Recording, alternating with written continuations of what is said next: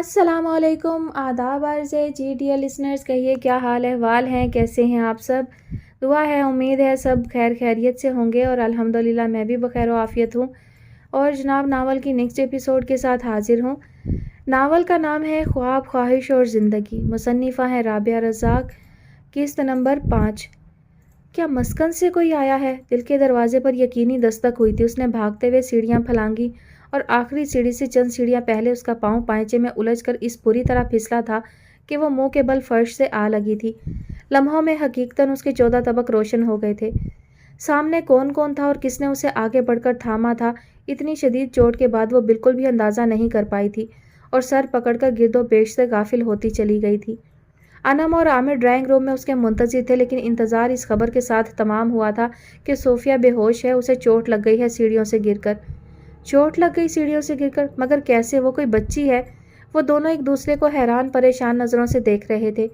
پتہ نہیں وہ کون سے کمرے میں تھی اور کس کے پاس تھی۔ عامر کا چہرہ مارے خفت کے سرخ ہو گیا تھا۔ انم نے ڈرائنگ روم کا دروازہ عبور کیا۔ وہ اس اجنبی گھر کے کون سے کمرے کا رخ کرے؟ تب کسی نے اس کے کندھے پر ہاتھ رکھا۔ اصل میں سر پر چوٹ لگی ہے، فکر نہیں کرو، ابھی ڈاکٹر کو کال کیا ہے، وہ شاید اس کی چچی تھی۔ میں اس کے پاس جا سکتی ہوں اپنی جان سے پیاری صوفیہ کے لیے؟ ہاں کیوں نہیں، وہ اس طرف ہے، چلو میرے ساتھ۔ عجیب سرنگ نما گھر تھا، کیسے رہتی ہوگی صوفیہ یہاں؟ اسے تو مسکن کا صحن اور ٹیرس چھوٹا لگتا تھا۔ وہ اپنے تاثرات پر قابو پاتی اس کے کمرے میں آ گئی تھی جہاں صوفیہ بے ہوش پڑی تھی۔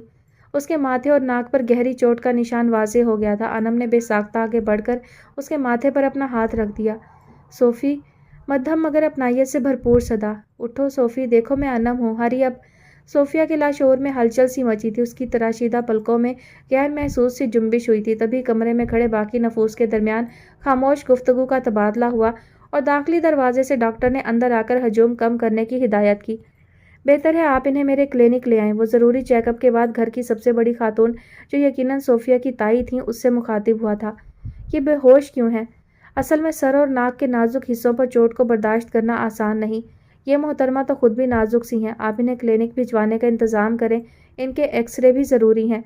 ڈاکٹر اندازہ لگا چکا تھا کہ وہ بے ہوش نہیں، غافل ہے۔ کسی بچکانہ سی ضد نے اسے یہ رد عمل اختیار کرنے پر اکسایا ہوا تھا۔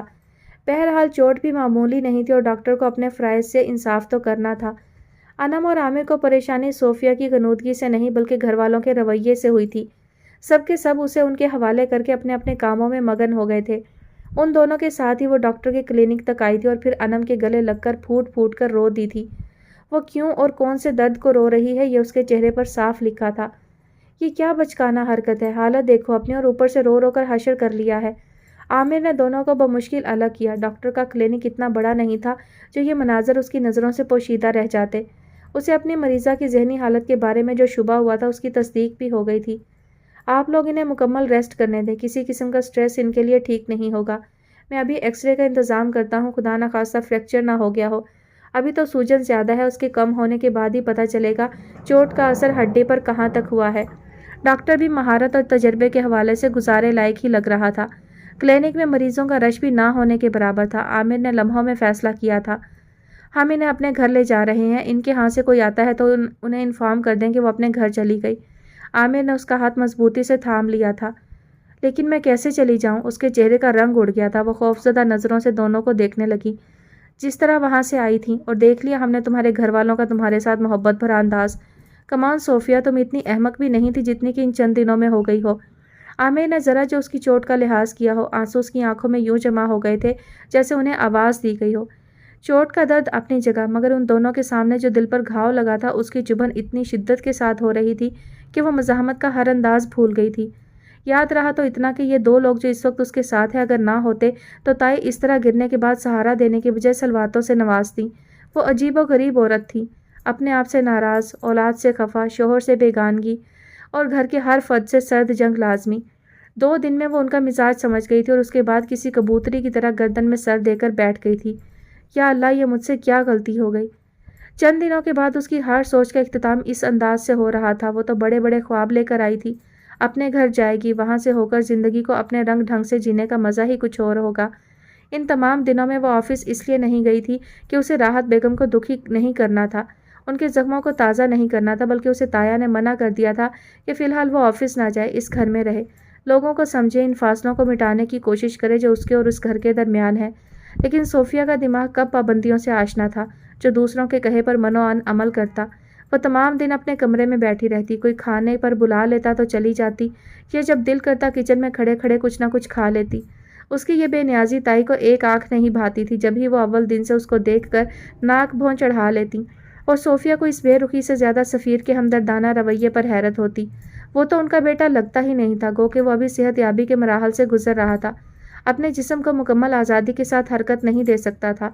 उसके लिए कुल वक्ती मेल नर्स रखा गया था, जिसके साथ वो कभी स्टिक के सहारे और कभी उसका हाथ थामे इधर से उधर चहलकदमी करता नजर आता। यह उसकी ज़बरदस्त कुव्वत इरादी थी जो वो आज अपने पाँव पर खड़ा था, और उसकी जहनी सेहत भी तेज़ी से बेहतर हो रही थी, वरना पहले तो वो एक बात करके घंटों चुप रहता, उसे याद ही नहीं रहता कि वो दरअसल क्या बोलना चाह रहा है। अगर वो अपनी मदद आप के तहत खुद को इस हादसे से बाहर ना निकालता तो किसी व्हील चेयर का मोहताज हो जाता, क्योंकि उस घर में तो हौसला अफजाई करने का रिवाज ही नहीं था, ना ही किसी के पास एक दूसरे के लिए फुर्सत होती थी।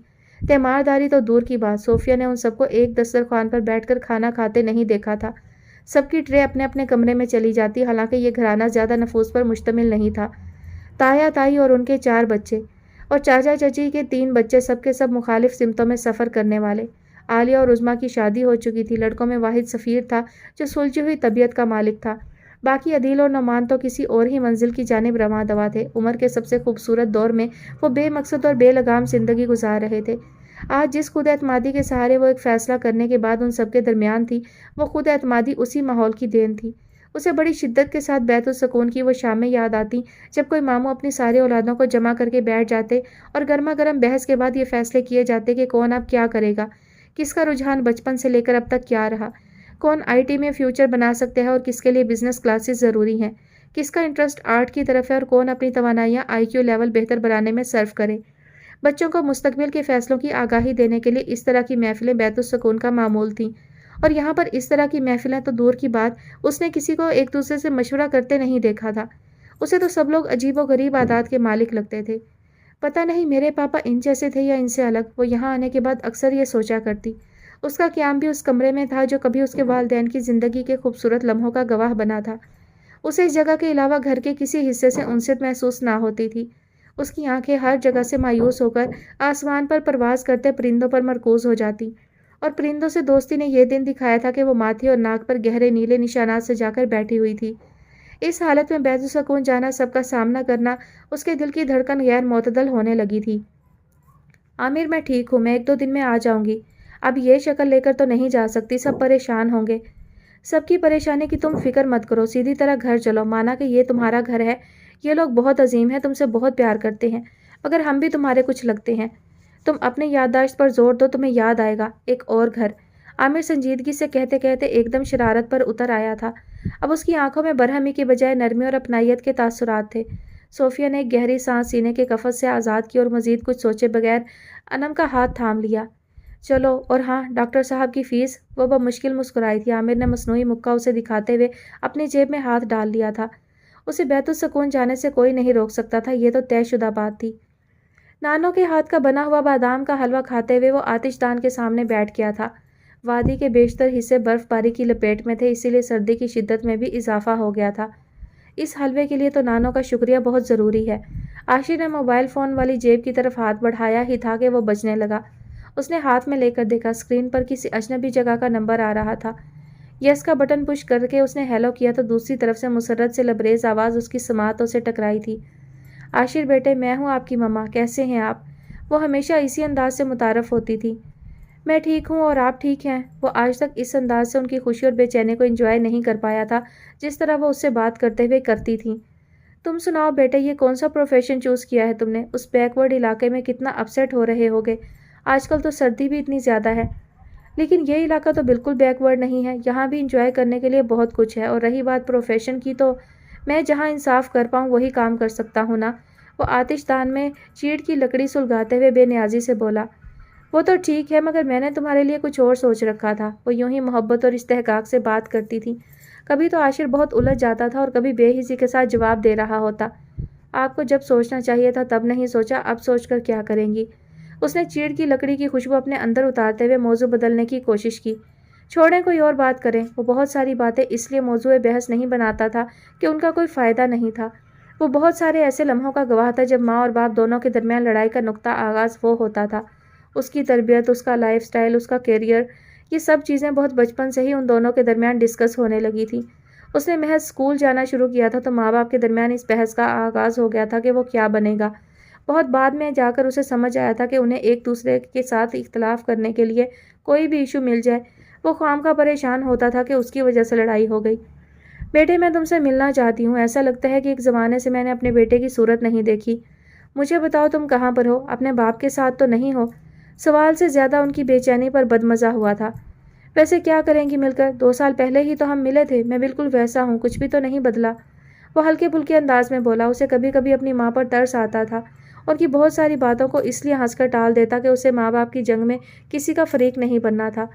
وہ بادام کا حلوہ آتش دان میں سلگتی خوشبودار لکڑی کی تپش کو انجوائے کرتے ہوئے نانوں سے باتیں کرنا چاہتا تھا۔ ماں کے فون پر بوریت محسوس کرنے لگا تھا۔ اس کا اپنے ماں باپ کے ساتھ وقت اور راستوں کا فاصلہ ہی نہیں، ذہنی فاصلہ بھی بہت زیادہ تھا۔ وہ 10 سال کا تھا جب ماں نے اس گھر کو چھوڑنے کا فیصلہ کیا تھا جہاں سے اس کے ماں باپ نے نئی زندگی اور رفاقتوں کے خوش رنگ موسم کا آغاز کیا تھا۔ اسے محسوس ہوا تھا کہ اس نے اپنی زندگی کو اپنے ہی ڈھب سے گزارنے کے لیے جو قدم اٹھایا تھا اس میں اپنی ممتا کو سب سے پہلے اپنے پاؤں تلے روند دیا تھا۔ اور یہ صرف اس کے محسوسات نہیں تھے، بہت سے لوگوں نے اس وقت صدمے اور تحیر کی ملی جلی کیفیت کے ساتھ اس خبر کو سنا تھا کہ شمائلہ نے طارق محمود سے علیحدگی اختیار کر لی اور وہ اپنے اکلوتے بیٹے سے بھی دستبردار ہو گئی ہے۔ دراصل وہ جس شخص کے ساتھ شادی کرنا چاہتی ہے وہ اسے بیٹے کے ساتھ قبول نہیں کرنا چاہتا۔ پتہ نہیں اس خبر میں کس حد تک سچائی تھی، مگر آج بھی عاشر عباس کو دیکھ کر اس کے ماں باپ کی سیاہ بختی پر ملال ہوتا تھا، جو اس جیسے ذمہ دار اور تابع دار بیٹے کی تربیت میں اپنا حصہ نہیں ڈال پائے، جو اس کی ذہانت اور کامیابی کے تمغے اپنے کندھے پر نہیں سجا پائے۔ وہ عاشر عباس جیسے بیٹے سے آج اتنے فاصلے پر تھے کہ وہ ان کا فون بادل نخواستہ ریسیو کرتا تھا اور جب کر لیتا تھا تو بیزاریت کے غلبے کو نہیں روک پاتا تھا۔ بیٹے مجھے بتاؤ نا، میں آپ سے کب ملنے آؤں؟ میں آج کل فارغ ہوں۔ پتہ نہیں کیوں اسے یہ بے چینی مصنوعی لگ رہی تھی اور پھر جب فراغت کی نوید ملی تو اس کا یقین بھی ہو گیا۔ لیکن میں بالکل فارغ نہیں ہوں، میں کچھ پروجیکٹس پر کام کر رہا ہوں، 1-2 دن میں سروے کے لیے نکل رہا ہوں اور میرا سفر کشمیر کے پہاڑی جنگلات سے شروع ہوگا۔ آپ خواہ زحمت کریں گی اس موسم میں سفر، اور وہ بھی ان علاقوں میں جہاں ٹرانسپورٹ کا کوئی انتظام نہیں۔ دیکھو بیٹے دھیان سے، مجھے تمہاری فکر رہے گی۔ آج ماں کچھ زیادہ ہی جذباتی محبت کا مظاہرہ کر رہی تھی۔ وہ بے ساختہ مسکرا دیا۔ بیچارے میرے ماں باپ کب تک میرا دل جیتنے کی کوشش کرتے رہیں گے؟ انہیں کب اندازہ ہوگا میں اب ان کے اختیار سے بہت دور جا چکا ہوں۔ اچھا ٹھیک ہے، میں کوشش کروں گا یہ سفر چند دنوں کے بعد شروع ہو، البتہ آپ کے لیے یہ موسم ٹھیک نہیں رہے گا، کافی سردی ہے۔ مجھے ذرا کچھ کام نپٹانے ہیں، اس لیے پھر بات کرتے ہیں۔ اس کا پیشہ ورانہ لب و لہجہ شمائلہ کمال کو محسوس تو ہوا تھا مگر وہ نظر انداز کر گئی تھی۔ عاشر عباس برسوں پہلے جس خول میں بند ہو کر ماں باپ کی محبت کے دائرے سے نکل گیا تھا، اب اس خول کو توڑنا ناممکن تو نہیں، البتہ مشکل ضرور تھا۔ وہ ضدی ماں باپ کا بیٹا تھا، اس لیے اس کو ہٹ دھرمی ورثے میں ملی تھی۔ اس کا قطعی لہجہ، حتمی انداز گفتگو اور پر اعتماد شخصیت مقابل کے لیے ہمیشہ چیلنج کا ثابت ہوتی تھی، اور اب تو مد مقابل وہ 2 لوگ تھے جو بطور ماں باپ اس کے لیے قدرت نے انعام کیے تھے، لیکن اس کے ساتھ قدرت نے قسمت بناتے وقت کمی بیشی کچھ اس انداز سے رکھی تھی کہ آج وہ دونوں لوگ اس کے لیے متنازع کردار بنے ہوئے تھے۔ کبھی وہ متنازع کے لیے ان کا بیٹا بن جاتا اور کبھی ان کی ایسی ملکیت جس سے جملہ حقوق ضد اور انا کے نام محفوظ کیے گئے ہوں۔ عاشر، تم ایک دن مانو گے اس بات کو کہ تمہارے باپ نے تمہاری ماں کے ساتھ بہت زیادتی کی تھی۔ تم مانو گے اس بات کو کہ تم اپنی ماں کی اولین ضرورت ہو، اپنے خون سے تمہاری پرورش کی ہے، تم مجھ سے کیسے دستبردار ہو سکتے ہو؟ وہ سوچ رہی تھیں اور وقت کا پنچھی بڑی کینہ توز نظروں کے ساتھ انہیں دیکھتے ہوئے یہ سوچ رہا تھا کہ اس عورت کو اپنی ضد کے ٹوٹنے کا کتنا خوف ہے۔ اسے یہ ڈر نہیں کہ اس کوشش میں رشتے ٹوٹ جاتے ہیں۔ جانا میں نے اب کے سال بھی سبز رتوں کا پہلا پھول، ایک تیری خاطر شاخ ہجر سے توڑ کے اپنی زد کتاب میں رکھا۔ کوئی نہ جانے، کوئی آوارہ بھولا بھٹکا بادل، عمر کے ترسے پیاسے دشت کی پل میں پیاس بجھا جاتا ہے۔ کوئی نہ جانے، بعض اوقات ایک بھولی بسری ہوئی یاد بھی ایسے پوری ہو جاتی ہے جیسے غیر آباد جزیرے رستہ بھول کے آنے والے لوگوں سے بس جاتے ہیں۔ دوستو، کبھی آپ نے سوچا کہ ایسا کیوں ہوتا ہے؟ یہ غیر آباد جزیرے کیوں ایسے لوگوں کو فراق دلی سے اپنے دامن میں جگہ دیتے ہیں جبکہ وہ ان کے اپنے بھی نہیں ہوتے؟ کیوں ان کے دکھ سکھ کو اپنا کر لیتے ہیں؟ یہ ہنر انہیں کون سکھاتا ہے؟ شاید کوئی نہیں۔ یہ تو آپ کا انعام ہوتا ہے جس کے دامن میں سما جائے، اور یہ بھی کوئی نہیں جانتا کون کب غیر آباد جزیروں پر مستقل ٹھکانہ کر کے دل کی دنیا میں سما جائے۔ یہ بھی تو کسی مانوس اجنبی کی آمد سے پہلے غیر آباد جزیرے کی طرح ہوتا ہے، کشادہ مگر بنجر زمین کی طرح، جہاں پڑاؤ کرنے والے اپنے قدموں کے نشان چھوڑ جاتے ہیں اور کبھی نہیں پلٹتے، اور جسے پلٹنا نہیں ہوتا وہ وہیں ڈیرا ڈال دیتا ہے، اس کا قیام لمبا ہو جاتا ہے۔ کبھی آپ کے ساتھ ایسا ہوا؟ اور اگر ایسا ہوا تو ہمارے ساتھ شیئر کیجیے۔ ہماری ٹیلی فون لائنز کھل چکی ہیں اب سے 2 گھنٹے تک، اور میں آپ کا ساتھ دوں گی خوبصورت ٹریکس کے ساتھ۔ یس، دس از خولا کمال۔ آج کل وہ اپنے ہر شو کا آغاز شاعری کے خوبصورت انتخاب سے کرتی تھی۔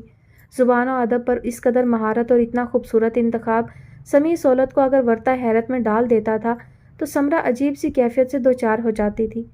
خولا کمال کو بالکل اندازہ نہیں تھا کہ وہ چند دنوں میں کسی مثلث کا حصہ بن جائے گی۔ سمیع سولت اس کی قابلیت، ذہانت اور حسن سے مرعوب تھا، اتنا تو وہ سمجھ سکتی تھی، لیکن سمرہ اسے اپنا حریف اور پھر رقیب سمجھنے لگی کہ یہ جاننے کے بعد شاید وہ صدمے سے بے ہوش ہو جاتی، اور باوجود سردی اور خراب موسم کے پاپا کے گاؤں جانے کا پروگرام بنا کر اسلام آباد اسٹوڈیو کو ہمیشہ کے لیے خدا حافظ کہہ دیتی۔ اچھی بات یہ تھی کہ سمرہ کے احساسات جس انداز سے سمیع سولت کے سامنے عیاں ہوتے تھے، اس انداز پر آج تک دوسروں کی نظر نہ گئی تھی۔ اسے یقین تھا کہ خزیمہ اگر یہ شو سن رہا ہوگا تو سب سے پہلا فون اسی کا آئے گا، اور ہوا بھی یہی۔ نہ جانے کیوں اپنے یقین کی تصدیق پر وہ بے ساختہ مسکرا دی۔ جی خزیمہ صاحب، کیا کہیں گے آپ زندگی کے اس راز کے متعلق جو ہر کسی کو بتایا بھی نہیں کرتے؟ بات یہ ہے کہ اگر راز آپ کو بتا دیا وہ راز نہ رہا۔ ہاں البتہ کبھی آپ سے ملاقات رہی تو ضرور بتائیں گے کہ دل کے غیر آباد جزیرے پر پہلا حادثاتی پڑاؤ کس کا تھا۔ وہ باتیں بگارنے میں خاصا کورا تھا، لیکن اس وقت اپنی حاضر جوابی کو داد دے رہا تھا۔ جناب مان لیتے ہیں آپ کی یہ بات بھی، کیا سننا چاہیں گے؟ اور تب خزیمہ نے فرمائش کر دی تھی، حسن والوں کو خبر کیا، عاشقی کیا چیز ہے۔ اور خولا نے معذرت کرتے ہوئے لائن ڈراپ کر دی تھی۔ یہ غزل ٹریک لسٹ کا حصہ نہ تھی۔ اس نے کمرشل بریک کا اعلان کرتے ہوئے ایک دوسرا ٹریک سٹینڈ بائی میں کر لیا تھا۔ دراصل کچھ حاصل کرنے کی سرشاری وقت گزرنے کے ساتھ کم ہوتی جاتی ہے، اور ایک وقت ایسا آتا ہے کہ ہم اس کے ہونے سے بھی انکاری ہو جاتے ہیں، لیکن کچھ کھو دینے کا ملال وقت گزرنے کے ساتھ کم ہونے کے بجائے بڑھتا جاتا ہے۔ صوفیہ کو بیت السکون سے جانے کے بعد احساس ہوا تھا کہ وہ کیا کھو کر آ گئی، اور ملال کی اس کیفیت کا غلبہ تو اگلے دن سے شروع ہو گیا تھا جب اس کی تائی نے اس کا لحاظ اور مروت بالائے طاق رکھ کر اس کے تایا سے یہ فرمائش کی تھی کہ چونکہ گھر میں ایک فرد کا اضافہ ہو گیا ہے لہٰذا آپ راشن کا خرچ بڑھا دیں۔ وہ کافی دیر تک انہیں سکتے کے عالم میں دیکھتی رہی تھی۔ ابھی ایک دن بھی نہیں ہوا تھا اور حساب کتاب شروع ہو گیا تھا، اور اس کی امی کے ساتھ کیا کچھ نہ ہوا ہوگا۔ اس کے دل پر چوٹ سی پڑی تھی، پھر بھرم ٹوٹا تو آنسو بھی اسی تواتر سے بہنے لگے۔ تایا نے آگے بڑھ کر اس کے سر پر ہاتھ رکھا۔ اس گھر کا ہر دوسرا بندہ نفسیاتی مریض ہے، خاص طور پر تمہاری یہ تائی۔ تم کوئی بات دل پر مت لینا، میں ہوں تمہاری دل جوئی کرنے والا۔ مجھے احساس ہے تم نے بہت بڑا قدم اٹھایا، تمہارا فیصلہ ہم سب کے لیے باعث فخر ہے۔ آخر کو تم اس گھر کی بیٹی ہو، اور راحت بیگم نے تمہیں ہم سے چھین لیا تھا۔ اسے اپنا گھر سمجھو، مزے سے رہو، دفتر وغیرہ بھی آنے جانے کی ضرورت نہیں۔ تمہاری ماں بلا وجہ پریشان ہوگی، اور ویسے بھی تم شاید کچھ اور پڑھنا چاہتی ہو۔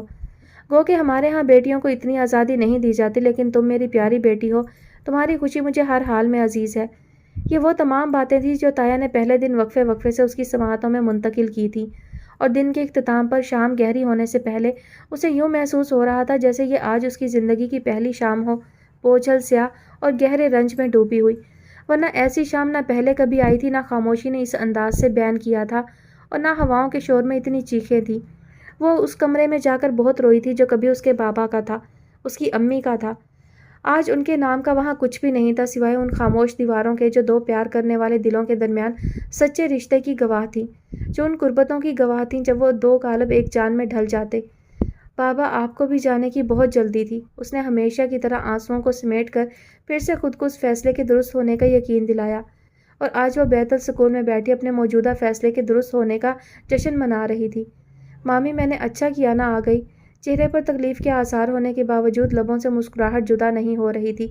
اس دن سب اس سے کس قدر ناراض تھے، اور آج کسی کو یاد بھی نہیں تھا کہ اس نے کیا کیا تھا، سوائے راحت بیگم اور شجاع کے۔ وہ راحت بیگم کے گلے لگ کر پھوٹ پھوٹ کر رو رہی تھی۔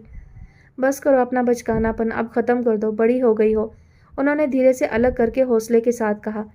میں آپ کے لیے بھی بڑی ہو گئی۔ اس نے سر پکڑا ہوا تھا۔ میرے لیے تم اس دن بہت سمجھدار اور بڑی ہو گئی تھی جب تم نے اس گھر سے جانے کا فیصلہ اس یقین کے ساتھ کیا تھا کہ تم اپنے گھر جا رہی ہو۔ مگر امی اس میں غلط کیا ہے؟ آپ کچھ تو ان پر ذمہ داری ڈالتی نا۔ اس نے آنسوؤں کے درمیان کہا تو وہ مسکرا دی۔ تمہیں کیا لگتا ہے یہ زندگی کی آزمائشیں میں نے اپنی خوشی سے منتخب کی ہیں؟ تمہیں وقت کے ساتھ خود ہی احساس ہو جائے گا کہ میرا فیصلہ تمہاری بھلائی کے لیے تھا۔ وہ تھکے تھکے انداز میں کہتے ہوئے صوفے پر ٹک گئی تھیں اور صوفیہ ان کے گھٹنے تھام کر بیٹھ گئی تھی۔ وہ دراصل ایسے ہجوم میں تنہا کھڑی تھی جو اپنا حق بھی مانگ رہا تھا اور اپنی ذمہ داریوں سے بھی غافل تھا۔ تم کتنے دن کے لیے آئی ہو؟ اپنے تایا وغیرہ کی پرمیشن لے کر آئی ہو؟ انہوں نے سنجیدگی سے پوچھا تو اس نے نفی میں سر ہلا دیا۔ میں ڈاکٹر کے پاس آئی تھی اور میرے ساتھ کوئی نہیں آیا تھا، میں کس کو بتاتی؟ عامر کو وہ ڈاکٹر بھی ناتجربہ کار لگا اور خود مجھے بھی۔ بس میں اس کو اپنے گھر جانے کا انفارم کر کے آ گئی۔ ویسے اگر کسی نے مجھے ڈھونڈنا ہوتا تو اب تک فون آ چکا ہوتا۔ وہ اپنے سابقہ جامے میں واپس آ رہی تھی۔ اس کا مخصوص پراعتماد انداز بحال ہو رہا تھا۔ یہ بات اس نے خود بھی محسوس کی۔ اب اتنا کچھ جاننے کے بعد اس کی عقل پر پردے پڑے نہ ہٹتے تو عجب ہی تھا۔ سردیوں میں سورج کو غروب کی بھی جلدی ہوتی ہے۔ اس کی کوشش ہوتی ہے کہ وہ آج کے کام اسی تاریخ میں نپٹا لے، مگر شام ہوتے ہی گھپ اندھیرے کے بادل ساری توانائیاں سلب کر لیتے۔ یہ کشمیر کا قدرے ترقی یافتہ علاقہ تھا، لیکن بجلی کی فراہمی کے مسائل، ٹرانسپورٹ کی عدم دستیابی اور سردی کے باعث لوگوں کا شہروں کی طرف تبادلہ تمام سرکاری اور غیر سرکاری کاموں کے تسلسل پر اثر انداز ہوتا تھا۔ سردی کا موسم سارے سال کی تیز رفتاری کو سست روی میں ڈھال دیتا تھا۔ وہ یہاں کی ٹھہری ہوئی زندگی پر اگر سروے کرنے نکلتا تو اور بہت سے پہلو ڈھونڈ نکالتا جو سرد اور پہاڑی علاقوں کی سدا بار ترقی پر اثر انداز ہوتے ہیں۔ ابھی تو اسے صرف اس بات پر غصہ آ رہا تھا کہ مختصر سے دن کے بعد طویل شام اور گہری کالی رات میں کرنے کے لیے کچھ نہیں تھا، اور اتنا زیادہ آرام تو اسے اپنی طبیعت کے لیے گراں محسوس ہوتا تھا۔ وولٹیج کی کمی کے باعث آفس میں گزشتہ کئی دنوں سے کمپیوٹرز بھی بند پڑے تھے اور فائلوں میں چھپی کہانیوں کو ڈھونڈنے کے لیے اضافی سرچ لائٹ کی ضرورت پڑ رہی تھی۔ وہ عجیب جھنجھلاہٹ کے عالم میں آفس سے نکلا تھا۔ آفیسرز ہاؤس تک کا فاصلہ تو زیادہ نہیں تھا، مگر اس نے جان بوجھ کر لمبا راستہ اختیار کیا تھا تاکہ کسی طور تو یہ وقت کٹے۔ اس کے قدم بازار کی طرف مڑ گئے تھے جس کی رونق بھی سردی کی نظر ہو گئی تھی۔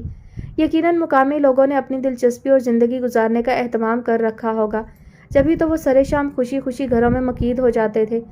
اس نے سوچا اور ایک کتابوں کی دکان میں داخل ہو گیا جس میں کتابیں کم اور نئے پرانے اخبارات زیادہ تھے۔ وہ کشمیر سے شائع ہونے والے ایک مقامی جریدے کی ورق گردانی کرنے لگا۔ ناقص پرنٹنگ کے باعث گو کے الفاظ آنکھوں کے لیے بوجھل محسوس ہو رہے تھے۔ تبھی اس کی نظر ایک خبر پر ٹھہر گئی۔ کشمیر کے بیشتر جنگلات جرائم پیشہ افراد کی سرگرمیوں کا مرکز بن چکے ہیں۔ وسیع اور اس رقبے پر پھیلے ہوئے ان جنگلات میں جرائم پیشہ افراد کا قیام اگرچہ کوئی نئی بات نہیں، مگر گزشتہ کئی سالوں سے محکمہ جنگلات کی طرف سے دیکھ بھال میں غفلت کے باعث ان کی مجرمانہ سرگرمیوں کا دائرہ جنگلات کی حدود سے نکل کر لوگوں کے گھروں تک پہنچ گیا ہے۔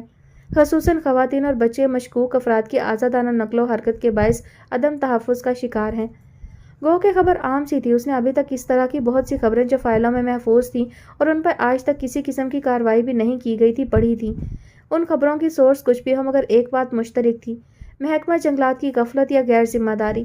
گویا یہ محکمہ آج تک کوئی ایسا کارنامہ انجام نہیں دے سکا تھا جس کو مثبت انداز میں خبر کا حصہ بنایا جاتا۔ ایک بک سٹال یا کتابوں کی دکان پر کھڑے ہو کر اس طرح کی خبر کا مطالعہ کرنا اسے عجیب سی کیفیت سے دوچار کر گیا تھا۔ وہ بھی تو محکمہ جنگلات کا ہی حصہ تھا، اسے بھی تمام تر باتوں کا ذمہ دار بنا کر یہاں بھیجا گیا تھا، اور وہ بھی کیا کر رہا تھا؟ سرے شام موسم سے شکوہ کرتے ہی اپنے سیاحتی دورے پر نکل جاتا یا اپنے کمرے میں مقید کوئی کتاب پڑھتا رہتا۔ اس نے تو اپنے طور سے آج تک کوئی انویسٹیگیشن نہیں کی تھی۔ شروع میں جس طرح اس نے ایک تو مہم میں حصہ لیا تھا اور حوصلہ افزا نتائج سامنے آئے تھے، اگر وہ اسی تسلسل کو برقرار رکھتا تو آج بک سٹال پر کھڑا اپنا محاسبہ نہ کر رہا ہوتا: میں کیا کر رہا ہوں؟ ایک ایماندار افسر وہ بھی ہوتا ہے جو کچھ نہ کرے، بس معاملات کو نپٹا کر اپنی فائلوں کو درست کرتا رہے اور آخر میں 2-4 تمغے لے کر رخصت ہو جائے۔ اس سوچ نے ہی اسے اتنا شرمندہ کیا تھا کہ وہ جھرجھری لے کر کتابوں کی دکان سے باہر نکل آیا۔ سامنے ہی چائے کا چھوٹا سا ہوٹل تھا۔ خود کو ریچارج کرنے کے لیے اب چائے بہت ضروری تھی۔ وہ نسبتاً پرسکون سی ٹیبل پر بیٹھ گیا۔ ہوٹل میں رش اس لیے بھی تھا کہ جنریٹر سے چلنے والے ٹی وی پر پڑوسی ملک کے گانے چل رہے تھے۔ چائے اور گانے یہاں کے لوگوں کی بے ضرر سی تفریح تھی۔ وہ بے ساختہ مسکرا دیا اپنے سامنے والی ٹیبل پر بیٹھے نوجوان کو دیکھ کر۔ وہ بھی اکیلا بیٹھا تھا اور چائے کا ایک کپ اس کے سامنے رکھا تھا۔ اگلے ہی لمحے وہ اٹھ کر اس کے پاس آ گیا تھا۔ اس کے ہاتھ میں شاید کوئی کیمرہ وغیرہ تھا۔ اس کے چہرے پر غیر مقامی ہونے کی چھاپ بڑی واضح تھی۔ عاشر نے کھڑے ہو کر اس سے ہاتھ ملایا۔ میں کاشف کیانی ہوں، آپ کے سامنے والے ریسٹ ہاؤس میں رات کو ہی شفٹ ہوا ہوں۔ میں نے آپ کو صبح دیکھا تھا۔ اس کے سیاہ بال، سیاہ آنکھیں اور چہرے کی غیر معمولی سرخی کا بڑا انوکھا امتزاج عاشر کے سامنے تھا۔ وہ پہلی نظر ہی میں اسے ذہین اور دلکش شخصیت کا مالک لگا۔ میں جانتا ہوں آپ عاشر عباس ہیں۔ ویری گڈ، آپ تو خاصے باخبر ہیں۔ عاشر کی آنکھوں میں چمک بڑھ سی گئی۔ تھوڑی دیر پہلے جب وہ یہاں آ کر بیٹھا تھا اسے کسی اپنے جیسے کی کمی شدت کے ساتھ محسوس ہوئی تھی۔ اس نے سوچا تھا دوست زندگی کا حسن ہوتے ہیں، تنہا چائے پینے کا بھلا کیا لطف، اور اب اس سے کاشف کیانی چائے پینے پر اصرار کر رہا تھا۔ میں جرنلسٹ ہوں، ایک انٹرنیشنل نیوز ایجنسی کے ساتھ کام کر رہا ہوں۔ میں اکثر یہاں آتا رہتا ہوں۔ لاسٹ ٹائم یہاں آیا تھا تو آپ شاید اسلام آباد گئے ہوئے تھے۔ آئی ریئلی ایڈمائر، تم واقعی جرنلسٹ ہو، عاشر نے بے تکلفی سے کہتے ہوئے اپنا ہاتھ اس کی طرف بڑھا دیا۔ بٹ میں آپ سے بہت انسپائر ہوا، لوگ اپنا کیریئر بنانے کے لیے یوکے اور جرمنی جاتے ہیں، آپ یہاں چلے آئے۔ اس کے لہجے میں کوئی بناوٹ نہیں تھی، اس کی آواز میں کچھ تو ایسا تھا کہ عاشر نے اپنے دل کی بات کہہ دی۔ مجھے نہیں پتا کہ میں اپنا کیریئر بنانے یہاں آیا ہوں یا اس زمین کی کشش نے مجھے اس راہ پر ڈالا، یہ تو وقت بتائے گا۔ میں اپنی ذمہ داریوں سے کس حد تک انصاف کر پایا۔ ملازم بچہ چائے رکھ کر چلا گیا تھا، عاشر نے خود ہی بات پلٹ دی۔ یہ کیریئر اور پروفیشن کی باتیں پھر کبھی کریں گے، تم بتاؤ کیسا لگا یہاں آ کر کام کرنا؟ میں تو ابھی تک اس ماحول کو سمجھنے کی کوشش کر رہا ہوں۔ اصل میں ہم لوگ تیز رفتار ماحول سے اٹھ کر آئے ہیں، اس لیے یہاں آ کر زنگ لگتا محسوس ہوتا ہے، کاشف نے گرم چائے کا سپ انجوائے کرتے ہوئے کہا۔ حالانکہ یہاں کرنے کے لیے بہت کچھ ہے، ہم لوگ سٹیپ لینے سے گھبراتے ہیں، عاشر نے در پردہ اپنی نالائکی کو لتاڑا تھا۔ لیکن میرا تو صدمہ کچھ اور ہے، بازار سنسان، ویران کھلیانوں میں کوئی رونق نہیں، رستے بوجھل، جب وجود زن سے کائنات میں رنگ تو وہ یہاں کیوں نظر نہیں آتا؟ کاشف کی بے بسی دیکھنے والی تھی، اس کا چہرہ ہنسی ضبط کرنے کی کوشش میں سرخ ہو چلا تھا۔ عاشر نے بڑی دلچسپی اور محویت سے اسے دیکھا، کتنے مختصر سے وقت میں وہ دونوں بے تکلف ہو گئے تھے۔ ہمارا رب ہمارے دل کی باتیں کتنی جلدی سن لیتا ہے، اسے حیرت نہیں ہوئی بلکہ شرمساری نے آن گھیرا تھا۔ وہ تو یہ مسئلہ ہے، تم اس دریافت کے لیے اتنی محنت کرتے ہو، ہر سال یہاں آتے ہو۔ ہر سال نہیں، ہر مہینے۔ میرے باس کو بھی مجھ سے ہمدردی ہے، کہتا ہے کوشش جاری رکھو، اس نے احتجاجاً کہا۔ دیکھو اس معاملے میں میرا تجربہ صفر ہے، تم کائنات میں حسن کے قائل ہو اور میں ابھی اس صدمے سے بچنا چاہتا ہوں، زندگی پڑی ہے ابھی۔ عاشر، مجھے آپ جیسے ہینڈسم بندے سے ان باغیانہ خیالات کی امید نہیں تھی، سوچا تھا مل کر ڈھونڈیں گے۔ وہ سخت مایوسی کا اظہار کر رہا تھا مصنوعی انداز میں۔ تمہیں ڈھونڈنے کی ضرورت نہیں، وہ دیکھو سیاہ چادر میں۔ عاشر نے اس کی توجہ پیچھے کی طرف مبذول کروائی۔ وہ مڑ کر دیکھنا چاہتا تھا مگر عاشر نے ہاتھ پکڑ کر رکنے کا اشارہ کیا۔ عاشر کی نظروں نے اس کا تعقب کیا۔ گہرے سبز لباس اور سیاہ چادر میں ملبوس وہ لڑکی ہوٹل کے سامنے والی پتھریلی سی سڑک پر سر جھکائے چل رہی تھی، اور جب وہ برآمدہ نما ہال کے قریب پہنچی تو اس کا رخ بدل گیا۔ وہ آگے جاتے جاتے پلٹ آئی، اب وہ ان دونوں کی طرف آ رہی تھی۔ کاشف کی پشت اس کی طرف تھی، اس کے چہرے پر سیاہ چادر کا روایتی سا نقاب تھا، البتہ اس کا تذبذب اور پریشانی آنکھوں سے بخوبی عیاں تھی۔ کیا میں آپ سے بات کر سکتی ہوں؟ وہ عاشر سے مخاطب تھی، ہاتھ مروڑتے ہوئے۔ اب کاشف نے ذرا سا پلٹ کر دیکھا تھا، اس کے بات کرنے کے انداز میں اعتماد کے ساتھ خوف کی جھلک بھی نمایاں تھی۔ وہ دونوں کھڑے ہو گئے۔ جی بولیے۔ میں یہاں پاس ہی رہتی ہوں، امی کی طبیعت بہت خراب ہے، وہ پبلک ٹرانسپورٹ سے سفر نہیں کر سکتی، ہارٹ پیشنٹ ہے، مجھے کوئی کار یا جیپ وغیرہ بھی نہیں مل رہی جسے ہائر کر لوں، آپ پلیز میری ہیلپ کر سکتے ہیں؟ پتہ نہیں کیوں اسے ان دونوں کی شکلوں پر لکھا ہوا نظر آ رہا تھا کہ دونوں اس کی مدد کر سکتے ہیں۔ جبھی وہ آگے جاتے جاتے ان کی طرف مڑ گئی تھی، اس کا لہجہ، گفتگو کا انداز اس کے تعلیم یافتہ ہونے کی ضمانت تھا۔ کاشف نے عاشر کی طرف سوالیہ نظروں سے دیکھا۔ میری جیپ اپنے کمپاؤنڈ میں کھڑی ہے، عاشر اسے ضرورتاً استعمال کرتا تھا، ورنہ آفس اور آفیسرز ہاؤس کے درمیان زیادہ فاصلہ نہ ہونے کے باعث وہ اکثر واک کرنے کو ترجیح دیتا تھا۔ اوکے، میرے پاس کار ہے، آپ انہیں یہاں لے کر آئیں گی یا ہم آپ کے ساتھ چلیں؟ کاشف کے چہرے پر تھوڑی دیر پہلے کی شرارت کا شائبہ تک نہ تھا۔ آپ کو گھر آنا پڑے گا، میں ان کو بتا دیتی ہوں، وہ آپ کو گائیڈ کر دیں گے۔ اس نے ہوٹل کاؤنٹر پر بیٹھے ایک شخص کی طرف اشارہ کیا جو اتنی دیر میں ان تینوں کی طرف متوجہ ہو چکا تھا۔ بھلا یہ کیسے ممکن تھا؟ ایک چھوٹے سے ہوٹل میں بیٹھے دو اجنبی لڑکے ان کی محلے دار سے بات کر رہے تھے اور ان کے کان نہ کھڑے ہوتے۔ لڑکی نے بھی یہاں کے ماحول کو دیکھتے ہوئے سمجھداری کا مظاہرہ کیا تھا اور لالا صغیر کو اپنی مشکل بتا کر ان سے مدد لینے سے آگاہ کیا۔ آپ گھر پہنچو، میں ان کے ساتھ آ جاتا ہوں، اللہ سب ٹھیک کرے گا، پریشان نہ ہو۔ وہ ادھیڑ عمر کا ایک معقول شخص تھا، اس کا ہوٹل چونکہ مرکزی مقام پر تھا اس لیے وہ تمام تر سرگرمیوں سے آگاہ رہتا تھا۔ وہ جانتا تھا کہ قدسی اپنی ماں کے حوالے سے اکثر پریشان رہتی ہے اور سب سے بڑا مسئلہ یہاں ٹرانسپورٹ کا ہوتا تھا۔ اول تو دستیاب نہیں تھی اور اگر ٹائم ٹیبل کے مطابق دستیاب ہو بھی جاتی تو رش اتنا کہ ایک آدمی بمشکل جگہ پاتا۔ ہم دونوں آپ کے ساتھ ہی چلتے ہیں، آئیے آپ بھی گاڑی میں آ جائیں۔ کیوں انکل؟ کاشف نے ماحول کے مطابق خود کو ڈھال لیا تھا۔ چلو یہ بھی ٹھیک ہے، ویسے میں یہاں سب کا لالا ہوں، تم بھی مجھے لالا ہی کہہ سکتے ہو۔ انہوں نے مسکراتے ہوئے تصحیح کی اور چاروں ہوٹل کے برآمدہ نما صحن سے نکل کر دائیں طرف کی ایک ذیلی سڑک پر آ گئے۔ کاشف نے اپنی برانڈ نیو کار کی ڈرائیونگ سیٹ سنبھال لی تھی اور عاشر عباس اس کے برابر میں بیٹھ گیا تھا، جبکہ وہ دونوں پیچھے بیٹھ گئے تھے۔ کاشف نے ذرا سا پیچھے مڑ کر ایک نظر قدسیہ کی ویران آنکھوں پر ڈالی اور گاڑی سٹارٹ کر دی تھی۔ شام نے رات کے اندھیرے کی دہلیز پر اپنا سر رکھ دیا تھا۔ اکا دکا گھروں کی روشنیوں نے ماحول کو قدرے بہتر بنا دیا تھا اور زندگی کے آثار محسوس ہو رہے تھے۔ ان کا سفر ایک ذیلی سڑک سے شروع ہو کر دوسری ذیلی سڑک پر ختم ہو گیا تھا اور اب کاشف کی گاڑی قطرے روشنی میں ایک بڑے سے مگر اجنبی گھر کے سامنے کھڑی تھی۔ شجاع اسے نظر انداز کر رہا تھا یا اسے کسی قسم کی سزا دے رہا تھا، وہ سمجھ نہیں پا رہی تھی۔ وہ کل سے یہاں تھی اور ابھی تک اس سے ملاقات نہیں ہوئی تھی۔ یہ محض اتفاق نہیں ہو سکتا تھا۔ وہ جس دن یہاں سے گئی تھی تب بھی وہ بیت السکون میں نہیں تھا۔ اسے یقین تھا اگر وہ ہوتا تو شاید آج حالات مختلف ہوتے، اس کا مستقبل اتنا غیر یقینی نہ ہوتا۔ وہ کم از کم اپنے تایا کا یہ حکم ماننے کی پابند تو نہ ہوتی کہ تم کل صبح چلی آنا۔ انہوں نے جب فون کیا تو اپنے گھر والوں کی غیر ذمہ داری اور بے حسی کا قصوروار بھی اس کو ٹھہرا دیا۔ انہیں تو عامر اور انم کے آنے پر بھی اعتراض تھا اور سب سے بڑی بات وہ اسے اپنے گھر کے رکھ رکھاؤ، محلے میں اونچا نام اور لوگوں میں بنی ہوئی برسوں کی ساکھ کے بارے میں بتا رہے تھے، جو صوفیہ کی وجہ سے اس کی لاپرواہی اور بے وقوفانہ حرکتوں کی وجہ سے متاثر ہو سکتی تھی۔ ایک لمحے کو تو اس کا دل چاہا ابھی سارا حساب کتاب برابر کر دے، انہیں بتا دے کہ وہ صوفیہ سے مخاطب ہے جسے غلط کو غلط کہنا بخوبی آتا ہے، مگر پہلی بار وہ کسی مصلحت کے تحت خاموش ہو گئی اور محض کل آنے کا کہہ کر فون بند کر دیا۔ یہ لوگ تو مجھے کچا کھا جائیں گے جس طرح میرے باپ کو کھا گئے، ان کے اندر تو انسانیت نام کی کوئی چیز نہیں۔ اس کی سوچ میں بلا کی تلخی گھلی ہوئی تھی۔ انا مجھے یہ بتاؤ شجاع کہاں ہے؟ اسے کل جانا تھا، وہ آج ہر حال میں شجاع سے ملنا چاہتی تھی۔ وہ سمجھ نہیں پا رہی تھی کہ اس کے اندر اتنی بے چینی کیسے سما گئی، لیکن اب اگر ایسا ہو چکا تھا تو اس کا کچھ نہ کچھ تدارک بہت ضروری تھا۔ امی آفس سے آ چکی تھی، شجاع بھی اکثر ان کے ساتھ ہی آتا تھا، اس لیے اس وقت اس کے آفس میں ہونے کا امکان نہیں تھا۔ انم میں نے کچھ پوچھا ہے؟ وہ برآمدے میں ہی اسے گھیر کر کھڑی ہو گئی تھی۔ اس کے چہرے کی سوجن تو کم ہو گئی تھی مگر گہرے نشانات ابھی باقی تھے۔ انم نے قدرے دلچسپی سے اس کا چہرہ دیکھا اور مسکرا دی۔ ویسے تم نے اپنے حسن کے دروازے پر اچھا خاصا دربان بٹھا دیا، اب تمہیں نظر نہیں لگے گی۔ انم پلیز، میں اس وقت مذاق کے موڈ میں نہیں ہوں، میں بہت گلٹ فیل کر رہی ہوں، مجھے شجاع سے ملنا ہے، وہ کیوں اتنے نخرے کر رہا ہے؟ وہ بے بسی سے بولی۔ گلٹ تم فیل کر رہی ہو، نخرے وہ کر رہا ہے، عجب مشکل ہے، لیکن مجھے کیا پتا وہ کہاں ہے؟ تم اس کا موبائل چیک کرو۔ نہیں، مجھے اس کا موبائل چیک نہیں کرنا، میں نے پہلے بھی کوشش کی تھی، وہ لائن ڈسکنیکٹ کر دیتا ہے۔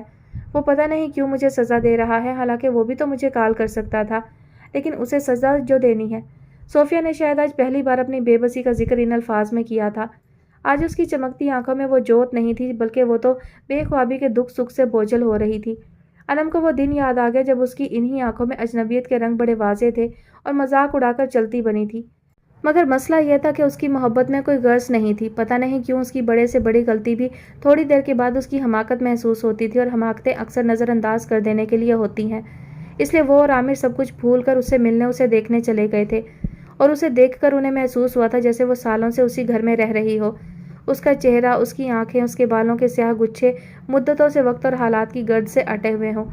وہ اتنے تھوڑے دنوں میں فریب زندگی سے آشنا ہو کر اپنی آنکھوں کی مشعلیں گل کر بیٹھی تھی۔ شاید اسی لیے کسی نے بھی کچھ کہے بغیر اسے گلے سے لگا لیا تھا۔ اس کے چہرے پر جو لکھا تھا، اس نے کسی ایسے جنگل میں رہنے کا انتخاب کر لیا ہے جو برسات میں بھی جلتا ہو۔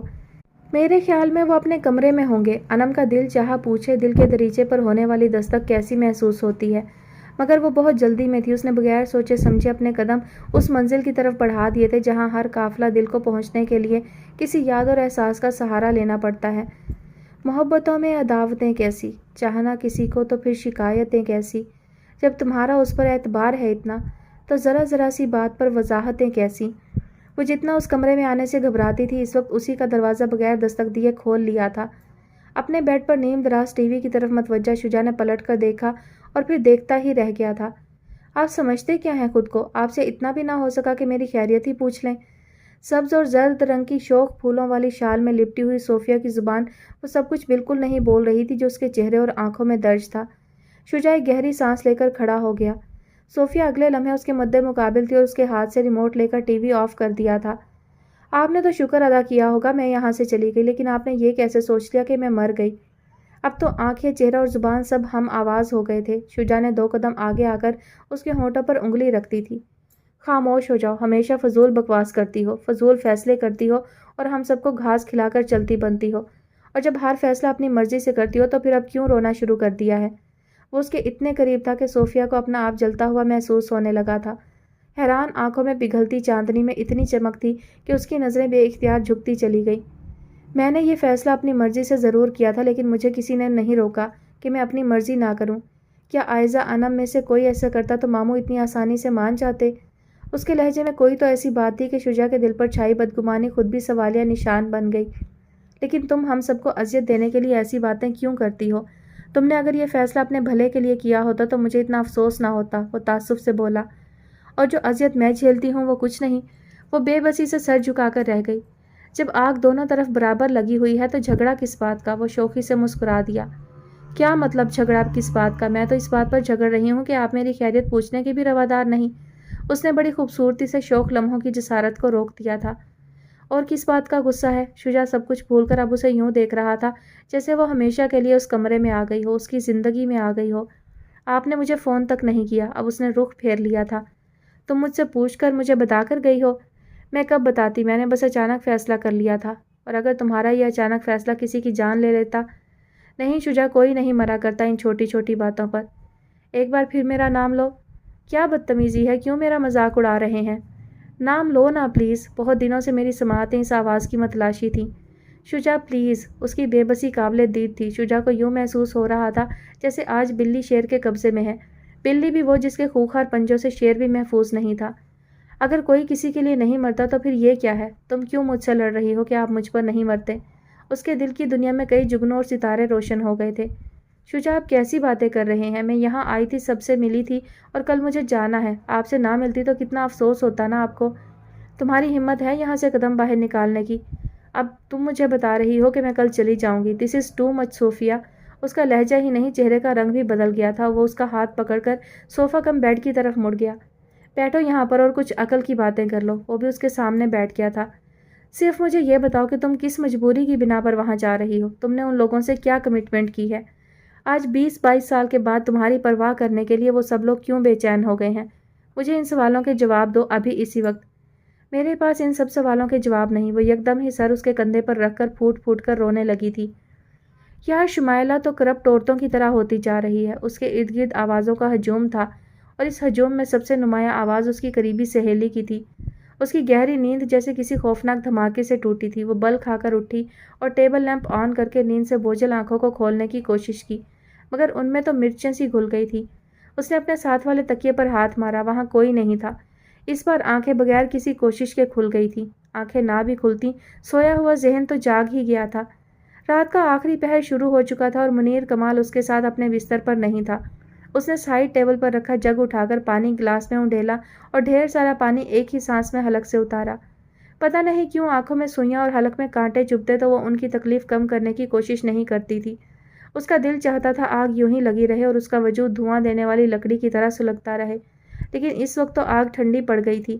آنکھوں کی سوئیاں تو منیر کمال کی بے حسی پر نکل گئی تھیں اور حلق کے کانٹے اس کو آواز دینے پر ختم کرنے پڑے تھے۔ وہ موبائل اٹھا کر حیرت سے دیکھنے لگی۔ 3 مس کالز تھیں اور تینوں منیر کمال کے موبائل سے تھیں۔ حیرت ہے، شاید 1 گھنٹہ پہلے ہی تو ان دونوں کی بات ہوئی تھی اور اس نے 10 منٹ میں آنے کا کہہ کر فون بند کر دیا تھا۔ شمائلہ نیند کی گولی لے چکی تھی، اس لیے بستر پر جاتے ہی بے سدھ ہو گئی تھی، اور ویسے بھی ان دونوں کے درمیان زندگی کے کسی موڑ پر ایسی کوئی شرائط طے نہیں ہوئی تھی جن کے مطابق وہ ایک دوسرے کا انتظار کرتے یا ایک دوسرے کی نیند پر اثر انداز ہوتے۔ اگرچہ آزادی کی یہ زندگی شمائلہ کی اپنی منتخب کردہ تھی، لیکن کبھی کبھی اس کے اندر کی عورت بیدار ہوتی تو اس کا دل چاہتا وہ منیر کمال کو گریباں سے پکڑ لے اور اس سے پوچھے، تم اتنی حسین و جمیل بیوی کے ہوتے ہوئے ادھر ادھر کیسے منہ مار لیتے ہو؟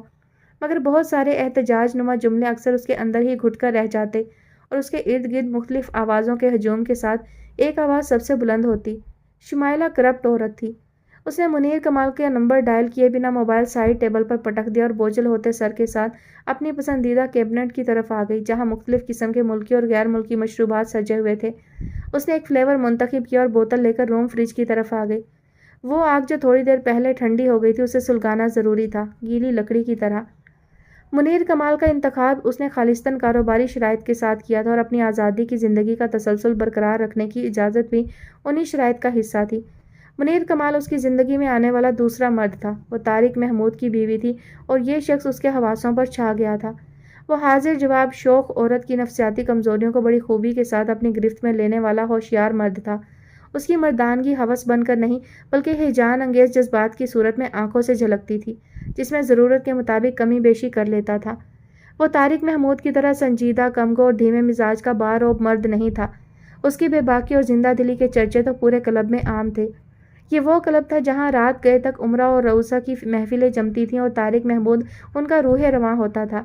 بزنس کی باتیں اور مالیاتی خسارے پر تبصرے، سیاسی اتار چڑھاؤ کے معاملات، اسٹاک مارکیٹ کی صورتحال پر اثر انداز ہونے والی پالیسیز اور بھی نہ جانے کیا کچھ۔ ایسے میں عمرہ اور رؤسہ کی بیگمات کے لیے دلچسپی کا محور منیر کمال کی وہ تھیٹر کمپنی بن گئی تھی جو کلب کے ممبران کے لیے ہر مہینے ایک تھیٹر منعقد کرانے کی پابند تھی۔ اسٹریٹ تھیٹر کرنے والی اس کمپنی کو اتنا بڑا کانٹریکٹ قسمت سے ہی ملا تھا یا پھر منیر کمال کی چرب زبانی اور کاروباری صلاحیتوں نے اس کمپنی کو راتوں رات شہر کے اعلیٰ طبقے کا حصہ بنا دیا تھا۔ وہ تو اس رنگ برنگی دنیا میں آ کر حیران کم اور پھر متجسس زیادہ تھا۔ اس کی آنکھیں ہر لمحہ کھوج میں رہتیں، اس کے چہرے کی مسکراہٹ کے پیچھے بس ایک سوال کل بلا رہا ہوتا، یہ لوگ زندگی کے ہر حسین لمحے سے کیسے محظوظ ہوتے ہیں؟ وہ بعض اوقات کسی تنہا گوشے میں بیٹھ کر ان عورتوں اور مردوں کے چہرے پڑھنے کی کوشش کرتا جو بظاہر تو ساتھ نظر آتے مگر کوئی تو تشنگی تھی جو خلیج پیدا کر رہی تھی۔ اس نے بہت جلدی یہ جان لیا تھا کہ اس کلب میں آنے والی بیشتر خواتین اپنے شوہروں سے نالاں ہیں اور بہت سے شوہر اپنی بیویوں کو بس مجبوراً برداشت کر رہے ہیں۔ زبردستی کی یہ بندھن دونوں فریقین کی سرگرمیوں پر اثر انداز نہیں ہوتے تھے۔ مصنوعی ہی صحیح مگر اسے اس رنگ برنگی خوشبوؤں سے مہکی ہوئی دنیا میں ہر کوئی کہے لگاتا نظر آتا۔ زندگی جینے کا یہ انداز انوکھا تو نہیں، البتہ اس کی دلچسپی کا محور اس لیے بن گیا تھا کہ وہ بنیادی طور پر ڈرامے اور تھیٹر کے شعبے کا آدمی تھا۔ وہ خود لکھتا، اداکاری بھی کرتا تھا۔ اسے ہر لمحے نئے واقعے اور نئی کہانی کی تلاش رہتی تھی۔ وہ سنجیدہ تھیٹر کے حوالے سے کام کر رہا تھا۔ اس کی کمپنی اپنے مرکزی خیال اور مخصوص قسم کے نظریات کے ساتھ کام کر رہی تھی۔ عورتوں کے وہ جذباتی اور نفسیاتی مسائل جو ان کی ذہنی آزادی اور تخلیقی صلاحیتوں پر اثر انداز ہوتے تھے، ان کے بنیادی حقوق کے حصول کی راہ میں رکاوٹ بنتے۔ اس نے چند دنوں کے مشاہدے کے بعد اپنی کمپنی سے وابستہ ادیبوں کو اس طرح کے موضوعات پر اسکرپٹ لکھنے کی ذمہ داری سونپ دی تھی۔ اس سلسلے کی اس کی پہلی کاوش ہی خواتین میں خاص طور پر مقبول ہو گئی تھی۔ وہ ایک رقاصہ کی کہانی تھی جسے کلاسیکل رقص کا جنون کی حد تک شوق ہوتا ہے، مگر ایک شو کے دوران اس کا ایکسیڈنٹ ہو جاتا ہے اور وہ ویل چیئر پر آ جاتی ہے۔ پھر اس کا تمام وقت اس حسرت اور ملال میں گزرتا ہے کہ وہ کب اور کیسے دوبارہ اپنے مشغلے کی طرف جا پائے گی۔ اسی دوران اس کی جذباتی وابستگی ایک مرد کے ساتھ ہو جاتی ہے جو اس کے دل کی دنیا پلٹ دیتا ہے، مگر وہ اسے رقاصہ کی حیثیت سے مسترد کر دیتا ہے۔ وہ عشاء کی نماز سے فارغ ہونے کے بعد تسبیح لے کر بیٹھی تھیں۔ صوفیہ نے آ کر ان کی گود میں سر رکھ دیا تھا۔ امی، آپ مجھ سے ناراض تو نہیں ہے نا؟ کیا تمہیں اس سے کوئی فرق پڑتا ہے؟ وہ تسبیح دراز میں رکھ کر اس کی طرف متوجہ ہو گئی۔ سارا جھگڑا ہی تو اسی توجہ کا تھا۔ اس نے سب سے پہلا شکوہ ان سے یہی تو کیا تھا کہ وہ ان کی سوتیلی بیٹی ہے۔ مجھے بہت فرق پڑتا ہے، آپ جانتی ہیں، لیکن میں یہ بھی چاہتی ہوں کہ آپ اس حقیقت کو تسلیم کر لیں کہ میں نے یہ فیصلہ ہم سب کی بھلائی کے لیے کیا ہے۔ اس کے چہرے پر اب تھوڑی دیر پہلے والی بشاشت نہیں تھی، کوئی انجانا سا احساس تھا جسے راحت بیگم بھی سمجھنے کی کوشش کر رہی تھی۔ دیکھو صوفی، تم ان کا خون بے شک ہو، لیکن تم میری بیٹی ہو، اس عورت کی بیٹی جسے وہ اپنے خاندان یا گھر کا حصہ کبھی نہیں بنا سکے۔ امی، ایسا کیوں ہوا تھا؟ کیا آپ نے ان کے گھر کا حصہ بننے کی کوشش نہیں کی تھی؟ پتہ ہے صوفیہ، کبھی کبھی مجھے تمہارے سوال، تمہارا تجسس تکلیف میں مبتلا کر دیتا ہے۔ میں تمہاری ماں ہوں اور تمہاری خوشی، تمہارا سکون میری زندگی میں سب سے پہلے ہے، لیکن تم یہ سوچتی ہو کہ میں نے اپنی خوشی، اپنے سکون کی خاطر تم سے تمہارا گھر، تمہارا خاندان چھین لیا، وہ لوگ دور کر دیے جو تمہاری زندگی کے بارے میں مجھ سے زیادہ فکر مند ہیں۔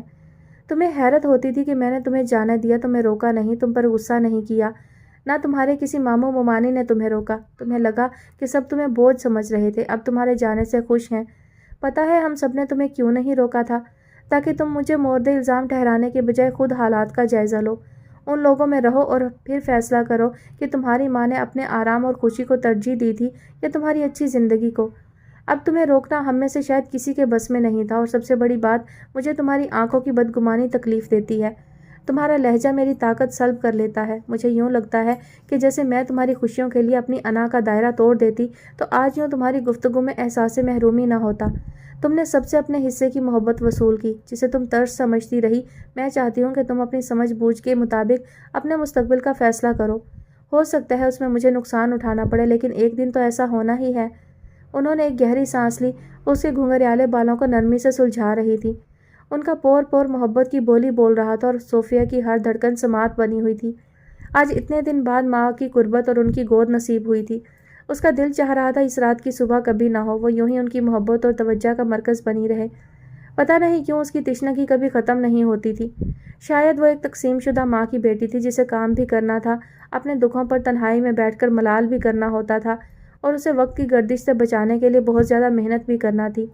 وہ اپنے بھائیوں کے لیے بوجھ نہیں تھی، اور ایسا نہیں تھا کہ صوفیہ کے ماموں اس کا خرچ نہیں اٹھا سکتے تھے. ان کے تمام بھائی اس حیثیت میں تھے کہ اپنی بہن اور بھانجی کی کفالت کر سکتے تھے، لیکن ان کی خودداری کے لیے یہ بہت بڑا دھچکا تھا کہ وہ صوفیہ کی بہترین زندگی کے لیے اپنے بھائیوں پر انحصار کرتیں. صوفیہ کا اعتماد شاید اسی دن رخصت ہو جاتا جب وہ شعور کی دہلیز پر قدم رکھتے ہی اس احساس سے آشنا ہوتی کہ اسے ہمدردی کے عوض پالا جا رہا ہے. دراصل ہم جس معاشرے میں سانس لے رہے ہیں، یہاں قدم قدم پر جس نوعیت کی منافقت اور بے حسی کا سامنا ہوتا ہے، اس میں اگر کوئی اچھائی اور سچائی کے راستے پر چلنا چاہے، حقوق العباد کی اصل حقیقت کو اپنی زندگی کا نصف العین بنائے، تو اول لوگ اس کا جینا حرام کر دیتے ہیں، یا پھر اس کی ذمہ داری کی فہرست بننے والوں کی زندگی تماشا بن جاتی ہے. راحت بیگم کی دور اندیشی نے آنے والے وقت کے مسائل کو بہت پہلے جان لیا تھا، اور انہوں نے خود کو ہر طرح کی مشکلات کا عادی بنانے کی مشق شروع کر دی تھی. صوفیہ کی بہترین سکولنگ، اس کے مہنگے ترین مشاغل، پر آسائش زندگی، یہ سب کچھ بغیر پیسے کے ممکن نہیں تھا. شاید زندگی اس موڑ پر اپنی تلخ سچائیوں کے ساتھ سامنے آ کر کھڑی ہو جاتی ہے، اور آپ کی سب سے بڑی طاقت وہ دولت بن جاتی ہے جو صرف آپ کی ہوتی ہے. محرومی کی زندگی میں خوشیاں بھی بوجھل محسوس ہوتی ہیں. وہ صوفیہ کو کسی محرومی سے آشنا نہیں کرنا چاہتی تھیں، لیکن اب صوفیہ کی آنکھوں میں ڈھیر سارے شکوے دیکھ کر انہیں اپنی عمر بھر کی ریاضت رائگاں جاتی محسوس ہوتی تھی. انہیں محسوس ہوتا تھا جیسے ماں کی تربیت پر خون کی تاثیر غالب آ گئی ہو. اسی لیے جب صوفیہ نے اپنے تایا کے پاس جانے کا فیصلہ کیا تو وہ ہار سی گئیں. صوفیہ کی آنکھوں میں وہی اجنبیت تھی جو کئی سال پہلے اس کے تایا چچا کی آنکھوں میں تھی. اس کا لہجہ اتنا بے رحم تھا کہ ماضی کے کئی بھیانک منظر ان کی نگاہوں کے سامنے آ کر کھڑے ہو گئے، اور وہ ضبط کے دریا میں ڈوبنے ابھرنے لگیں. ان کی خاموشی ہی ان کا احتجاج تھا جسے صوفیہ نے ان کی کمزوری سمجھا، لیکن محض چند دن کے بعد وہ اس احتجاج کے پس منظر سے آشنا ہو گئی تھی. اسے محسوس ہو رہا تھا جیسے اس نے خود اپنے ہاتھوں سے گڑھا کھودا اور اس میں کود گئی. تائی نے بڑی ڈھٹائی کے ساتھ اسے گھر کے خرچ میں شیئر کرنے کے لیے کہا تھا، اور وہ حق دک کھڑی رہ گئی تھی. کیا کروں، پورا نہیں پڑتا، سفیر کی بیماری، گھر کے 100 اخراجات، اور پھر تم تو کماتی ہو، اپنی ماں کو بھی تو دیتی ہوگی. یہ بھی تو تمہارا ہی گھر ہے. ہمیں تو اس حادثے نے مار ڈالا، ورنہ سفیر بہت محنت کر رہا تھا. تمہارے تایا اب اس عمر میں کہاں تک کریں، مارکیٹ بھی تو ٹھنڈی پڑی ہے. اس کے تایا ہول سیل مارکیٹ سے منسلک تھے. چاول اور دالیں ان کے بنیادی آئٹم تھے. ان کا کاروبار گھاٹے میں جا رہا ہو یا منافع میں، صوفیہ کو تو یہ لوگ کسی حال میں بھی خوش نہیں لگے تھے. اب پتہ نہیں خوشحالی اسے نظر نہیں آتی تھی یا پلاسٹر ادھڑی دیواروں کے پیچھے چھپی ہوئی تھی، لیکن کوئی تو بات تھی جو اسے سمجھنے میں دقت ہو رہی تھی. مگر تائی، مجھے تو امی سے پاکٹ منی لینا پڑتی تھی، اینڈ آف منتھ میں تو سارے پیسے اڑا دیتی تھی. اس نے سرد مہری سے کہہ کر ٹی وی کی طرف منہ کر لیا. کیوں، تمہاری ماں نے تمہیں یہ نہیں سکھایا کہ برے وقت کے لیے کچھ بچا کر رکھتے ہیں؟ وہ تو بڑی ہوشیار تھی، دیکھو نا آج اس کی ہوشیاری اس کے کام آ رہی ہے. ہم تو گنوار ہی رہے. صوفیہ کے کان کھڑے ہوئے. آج پہلی بار اس کی ماں پر تبصرہ اس گھر میں ہو رہا تھا، وہ بھی اتنے متنازع الفاظ کے ساتھ. اس کا تجسس تائی کو مزید بولنے پر اکسا رہا تھا. امی ہوشیار اور آپ گنوار، پھر جھگڑا تو نہ ہوا نا؟ اسے اپنا جملہ خود بھی سمجھ نہیں آیا تھا، البتہ موقع کی مناسبت سے تائی کو تاؤ دلانے والا ضرور لگا تھا. ارے ہم سے کہاں جھگڑا کیا اس نے، وہ تو ہمیں اس قابل بھی نہیں سمجھتی تھی. پڑھی لکھی تھی، ہر وقت دوسرے مسئلوں میں الجھی رہتی تھی. انہوں نے ایک گہری سانس لی. صوفیہ کو حیرانی سی ہوئی. دوسرے مسئلے؟ تو اور کیا، بڑے بڑے لوگوں کے ساتھ اٹھنا بیٹھنا تھا اس کا. کتابیں، فائلیں، اس کا تو گھر میں دل ہی نہیں لگتا تھا. اور میرے ابو؟ وہ دفتن ان کی بات کاٹ کر بولی. وہ بیچارہ کیا کرتا، کینسر کا مریض جو باہر ملک سے کما کر لایا تھا سارا بیوی کو دے دیا. ہم تو سوچ رہے تھے اس گھر کی مرمت کروائے گا، مگر اس نے تو اول دن سے ہی الگ ہونے کا سوچ رکھا تھا. تائی کی ٹھنڈی آہیں، صوفیہ کی حیرانی اور بڑے سے کمرے کا بے ترتیب ماحول اس ساری کہانی کو پس منظر فراہم کر رہا تھا. صوفیہ کے لیے یہ دھماکہ تو تھا کہ اس کے ابو کو کینسر جیسی بلا نے نگل لیا. وہ ٹی وی کی آواز مدھم کر کے ان کے قریب چلی آئی. تھوڑی دیر پہلے ان کا بھی سارا دھیان ماضی کی اس داستان پر مرکوز تھا، لیکن اب وہ سبزی والے کو گالیاں دے رہی تھی جس نے گلی سڑی پالک دے دی تھی. حرام خور کہیں کے، سبزی میں پانی ڈال ڈال کر اس کا بیڑا غرق کر دیتے ہیں. تولو کلو اور نکلے پاؤ، حد ہے بے ایمانی کی. وہ تیز ترار زبان کے ساتھ تیکھے نکوش اور مضبوط جسامت کی مالک تھی. ان کی آواز ان کے مزاج کے ساتھ بالکل فٹ بیٹھتی تھی. صوفیہ کو تو اول ملاقات میں ہی ان سے وحشت سی محسوس ہوئی تھی. انسیت کا تو سوال ہی پیدا نہیں ہوتا تھا، وہ ان سے دور ہی رہتی تھی، لیکن آج قریب آنے کا بہت فائدہ ہو گیا تھا۔ تب اس نے سوچا تھا اس بے رحم عورت کے ساتھ وقت گزارنے میں کوئی مذائقہ نہیں۔ امی، اچانک ہی اس نے سر اٹھا کر انہیں مخاطب کیا اور وہ اپنے خیالوں کی دنیا سے پلٹ کر آئی تو صوفیہ ایک اور بے رحم یاد کے ساتھ ان سے مخاطب تھی۔ ابو کو کون سا کینسر تھا؟ آپ نے کبھی مجھے نہیں بتایا۔ کیا ان کا علاج نہیں ہوا تھا یا آخری سٹیج پر؟ بلڈ کینسر، وہ اس کی بات مکمل ہونے سے پہلے ہی بول پڑی تھی۔ کیا آپ نے ان کی زندگی میں ہی کام شروع کر دیا تھا؟ یہ دوسرا پیالہ تھا زہر کا جو وہ خاموشی کے ساتھ پی گئیں۔ نہیں، میں تمہارے ابو کی بیماری کی وجہ سے ان کی ہیلپ کر دیا کرتی تھی، خاص طور پر پیپر ورک کے معاملے میں۔ گارمنٹ فیکٹری ان کی زندگی میں شروع ہوئی؟ وہ بے چین سی تھی۔ نہیں، اس زمانے میں انہوں نے ایک کمپنی میں اپنا سرمایہ انویسٹ کیا تھا جس کا انجام کمپنی فلاپ اور عمر بھر کی جمع پونجی ڈوب گئی تھی۔ تبھی ان کا کینسر ڈائگنوز ہوا اور وہ جینے کی خواہش کو موت کی نیند سلا کر ایک دن چپکے سے قبر میں اتر گئے۔ اندرونی کرب ان کے چہرے سے جھلک رہا تھا۔ آئی ایم سوری امی، میں نے آپ کی تکلیف کم کرنے کے بجائے بڑھا دی۔ میں آپ کو دکھی نہیں کرنا چاہتی تھی اور نہ ہی ان سارے سوالوں کا مقصد کوئی بے اعتباری ہے۔ پتہ ہے امی، مجھے اس بات کا 100% یقین ہے کہ میری ماں نے اپنی زندگی کا کوئی بھی فیصلہ اپنی خوشی اور بھلائی کے لیے نہیں کیا ہوگا۔ اس کی آنکھوں میں بے اختیار امڑ آنے والی نمی انہیں بے چین کر گئی تھی، وہ ضبط کر رہی تھی۔ اس کی عمر کی لڑکیاں تو بس انوکھے روپہلے خواب دیکھتی تھیں اور خوش رہتی تھیں۔ پتہ نہیں کیوں وہ سب سے مختلف تھی۔ بچپن میں بھی وہ بڑی بڑی خواہشیں کرتی تھی۔ میرا دل چاہتا ہے ساری دنیا کے بچے میرے گھر آ جائیں، ایک دفعہ اس نے کسی پارک کے بینچ پر بیٹھے ہوئے کہا تھا۔ تو آپ پھر کہاں رہیں گی؟ وہ تو آپ کی ساری چیزیں لے لیں گے، ٹوائز، بکس، کچھ بھی تو نہیں رہے گا آپ کے پاس۔ انہوں نے اسے ڈرایا تھا۔ کوئی بات نہیں، آپ میرے لیے اور لے کر آ جائیں گی نا، وہ مزے سے بولی۔ اوہ، تو یہ بات ہے، آپ اپنی چیزوں سے بور ہو گئی ہیں، آپ کو نئی شاپنگ کرنی ہے۔ وہ اس کی ذہانت کی داد دے رہی تھی اور اس کے چہرے پر اطمینان کے رنگ پھیلتے جا رہے تھے۔ وہ ہمیشہ بہتر سے بہترین کی جستجو میں رہتی تھی۔ اس کی بے چین فطرت کو اسی صورت قرار آتا تھا جب تک وہ دل کی ہر خواہش کو عملی جامہ نہیں پہنا دیتی تھی۔ اس کا اپنے تایا کے گھر جا کر رہنے کی جستجو کرنا راحت بیگم کے لیے تکلیف دہ ضرور تھا۔ انہیں لگتا تھا جیسے وہ اس آزمائش میں تھکتی جا رہی ہیں، لیکن صوفیہ کی تسلی اور ذہنی سکون کے لیے اس کی خواہش کی تکمیل بھی بہت ضروری تھی، ورنہ اس کا انتہائی رد عمل کچھ بھی ہو سکتا تھا۔ اچھا مجھے یہ بتاؤ، تمہیں کون سب سے زیادہ اچھا لگا؟ وہ اس سے زیادہ سزا نہیں دے سکتی تھی۔ آپ مجھ سے یہ کیوں نہیں پوچھ رہی ہیں کہ مجھے وہاں کون سب سے زیادہ ناقابل برداشت لگا؟ ماں کا لہجہ بدلا تھا تو اس کے چہرے پر بھی طمانینت کے رنگ پھیل گئے تھے، آنکھیں نمی پی کر مسکرانے لگی تھی۔ وہ تو خیر تمہارے چہرے پر لکھا ہے وہاں تمہیں کیا کچھ اچھا نہیں لگا، لیکن میں یہ ضرور چاہوں گی کہ تمہاری تربیت اور تمہاری ذات پر کبھی کوئی حرف نہ آئے۔ اس کا تجربہ بھی تمہیں وقت کے ساتھ ہوگا کہ وہ لوگ غلط قسم کی رائے قائم کرنے کے ساتھ اس کا پرچار بھی خوب کرتے ہیں۔ میں یہ سارے کام اس گھر میں رہ کر بھی کر سکتی تھی، تمہاری پرورش، بزنس اور اس گھر کی بہتری کے لیے کوئی نیا سٹیپ، لیکن میری ذات پر انگلی اٹھانے والے کبھی میری کمزوری نہیں بن سکے۔ وہ گھر میرے لیے ایک بند گلی بنتا جا رہا تھا جس کے دوسری طرف جانے کے لیے مجھے دیوار میں سوراخ کرنا پڑے، اور یہی میری خطا ہے۔ شاید آج زندگی میں پہلی بار انہوں نے اپنے بارے میں بات کی تھی۔ صوفیہ نے حیرانی سے انہیں دیکھا اور پھر سارے گلے شکوے مٹا کر ان سے لپٹ گئی۔ اس کی ماں ایک صابر عورت تھی جس نے اپنے احساسات کو اس وقت برف کی سلوں میں دبا دیا تھا جب آتش جذبات کو بھڑکانے کے لیے صرف نگاہوں کی حدت ہی کافی ہوتی ہے۔ تائی نے کہا تھا، دراصل تمہاری ماں کو ہم سے بہتر کوئی مل گیا تھا، اس لیے وہ تمہارے بیمار باپ کو چھوڑ کر چلی گئی تھی۔ ہم تو تماشا دیکھتے رہ گئے۔ بھلا عورت اتنی کمزور بھی ہو سکتی ہے؟ کسی بھی ایک طرفہ کہانی کا کردار بن کر ساری عمر اس ملال میں نہیں گزار سکتی تھی کہ اس کی ماں ایک کرپٹ عورت تھی اور لوگ اس کی قوت ارادے اور کردار کی مضبوطی کو منفی انداز میں ڈسکس کرتے رہیں اور اس کے پاس اپنی ماں کے تقدس کو ثابت کرنے کے لیے کوئی ٹھوس دلیل نہ ہو۔ سفیر کے ایکسیڈنٹ کے دوران جب اس کا ربط تائی اور چچی کے ساتھ بڑھا اور تایا کے ساتھ ملاقاتوں کا دورانیہ طویل ہوا تو اسے قدم قدم پر یہ احساس دلایا گیا کہ وہ ایک خود غرض اور بے حس ماں کی اولاد ہے۔ اسے بار بار یہ جتایا گیا کہ اس کی ماں نے یہ کاروبار اپنی ذاتی تسکین اور شاید دوسرے معنوں میں ذاتی عیاشی کے لیے شروع کیا۔ وہ اگر کم فہم اور جاہل لوگوں کی صحبت میں رہ رہی ہوتی تو ان جملوں کی سنگینی کو کبھی محسوس نہ کرتی، لیکن اسے تو ان تھوڑے سے دنوں میں آنکھیں اور چہرے پڑھنے کا ہنر بھی آ گیا تھا۔ تائی نے بڑی شفاقی سے کہا تھا، کردار کی مضبوط عورتیں اپنے شوہر کی دہلیز پر سر پٹک پٹک کر مر جاتی ہیں، مگر یوں گھر سے بے گھر ہونے کے بہانے نہیں ڈھونڈتی۔ اس نے یہ بات سننے کے بعد خود کو اپنے ضبط کی داد دی تھی، ورنہ دل چاہ رہا تھا کوئی بھاری پتھر اٹھا کر ان کے سر پر دے مارے اور خود کو بھی ختم کر دے۔ وہ ایسا کر بھی گزرتی اگر اس لمحے اپنی ماں کی زندگی کے بے داغ ہونے کے بارے میں اس کا یقین متزلزل نہ ہو جاتا۔ وہ جاننا چاہتی تھی ہر خطا کی ذمہ دار عورت ہی کیوں۔ وہ دیکھنا چاہتی تھی لوگ عورت کی کمزوری سے کیا فائدہ اٹھاتے ہیں۔ اسے کئی دنوں تک نیند نہیں آئی تھی۔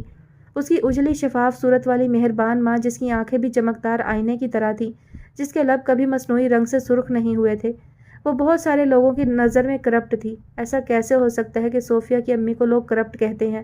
وہ اس کی ماں کے بارے میں غلط گمان بھی کیسے کر سکتے تھے؟ اس نے بہت سارے دن بڑی تکلیف میں گزارے تھے۔ اسے لگتا تھا جیسے اس کے دماغ کی رگیں پھٹ جائیں گی۔ نہ اسے بہتر سکون اچھا لگتا تھا، نہ ماموں کا پیار سکون دے رہا تھا، اور نہ ماں کی محبت ذہنی کرب کو ختم کر رہی تھی۔ بس ایک آگ سی لگی ہوئی تھی۔ دن رات اس کی نظریں تائی، چچی، تایا اور چچا کی متلاشی رہتیں۔ کبھی ان پر رحم آتا، کبھی ان سے نفرت محسوس ہوتی، اور کبھی اپنی ماں۔ وہ سوچنا نہیں چاہتی تھی، لیکن بے رحم جملوں کی بازگشت اسے سوچنے پر مجبور کر دیتی۔ وہ پس منظر جاننے پر مجبور کر دیتی جو ماں کے پرتقدس رشتے کو سوال یا نشان بنانے کا محرک بنا تھا۔ امی، آپ کو مجھ پر اعتماد ہے نا؟ اور اس بات کا یقین بھی کہ آپ کی بیٹی اتنی بہادر ہے کہ لوگ اس کے بارے میں سوچتے ہوئے بھی خوفزدہ ہی رہتے ہیں۔ وہ ہلکی پھلکی ہو کر ان کے سامنے آ بیٹھی تھی۔ پتہ نہیں وہ کیا باور کرانا چاہ رہی تھی۔ مجھے تم پر پورا بھروسہ ہے۔ تم جب تک وہاں رہنا چاہو، بس اپنا خیال رکھنا، کھانے پینے میں لاپرواہی نہیں کرنا۔ ان کے لہجے میں اچانک ہی بے ربطگی آ گئی تھی۔ پتہ نہیں وہ کیا سوچ رہی تھی۔ کیا وہ اس کا چہرہ پڑھ چکی تھی؟ امی، آپ کی بیٹی بہت بہادر ہے، آپ اطمینان کر لیں، کوئی اس کی سوچ کو نہیں بدل سکتا۔ وہ بھی ان کا چہرہ پڑھنے کی صحیح کر رہی تھی، اور شاید دونوں ہی اپنی اس کوشش میں کامیاب ہو گئی تھیں۔ دونوں کی ایک دوسرے سے خائف نظریں وقت کی گود میں ایک ناقابل فراموش لمحہ ڈال چکی تھیں، جس کا احتساب ہونا باقی تھا۔ ماں بیٹی ایک دوسرے کے مد مقابل آنا باقی تھا، لیکن مہربان پل اب اس سازش میں لگ گئے تھے کہ ایسا کبھی نہ ہو۔